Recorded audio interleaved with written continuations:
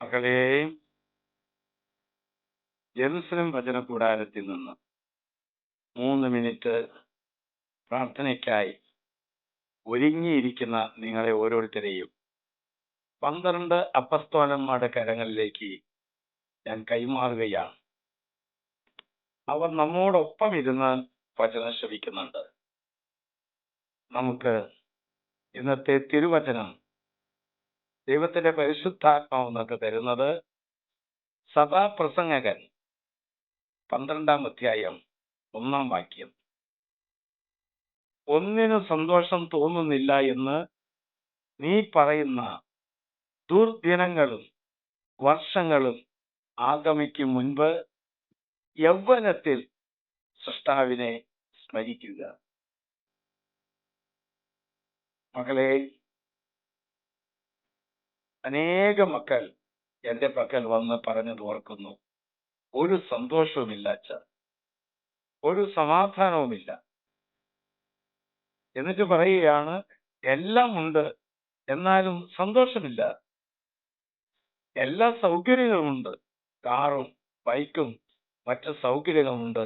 പക്ഷെ ഒന്നും ആവശ്യത്തിന് ഉപയോഗിക്കാൻ പറ്റുന്നില്ല.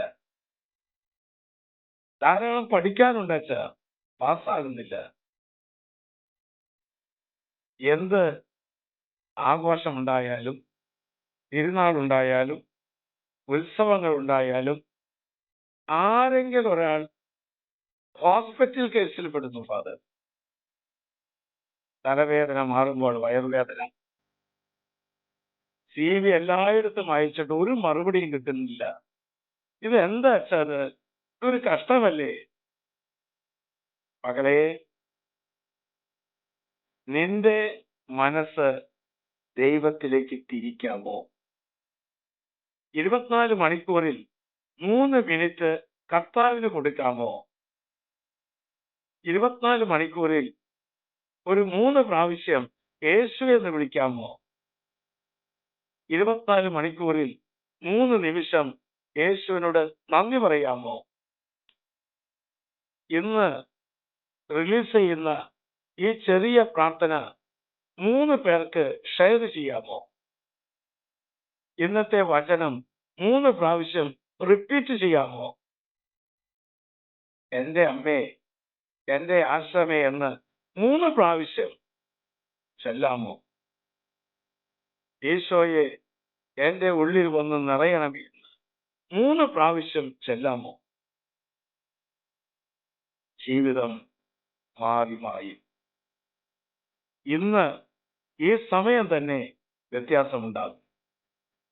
യൗവനത്തിൽ സൃഷ്ടാവിനെ സ്മരിക്കുക, ജീവിതം അടിമുടി മാറും.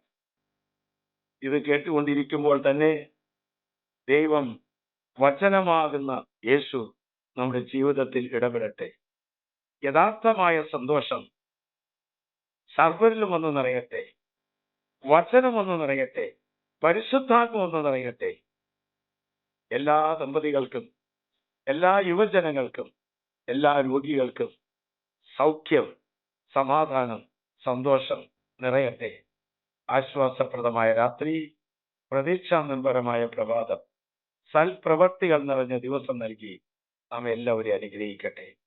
നമ്മുടെ കർത്താവ് ഈശോയുടെ കൃപയും പിതാവായ ദൈവത്തിന്റെ സ്നേഹവും പരിശുദ്ധാത്മന്റെ സഹവാസവും പരിമളവും നാം എല്ലാവരോടും ഈ ശുശ്രൂഷ സംബന്ധിച്ച സർവ്വ മക്കളോടും കൂടി ഉണ്ടായിരിക്കട്ടെ, എപ്പോഴും എപ്പോഴും എന്നേക്കും.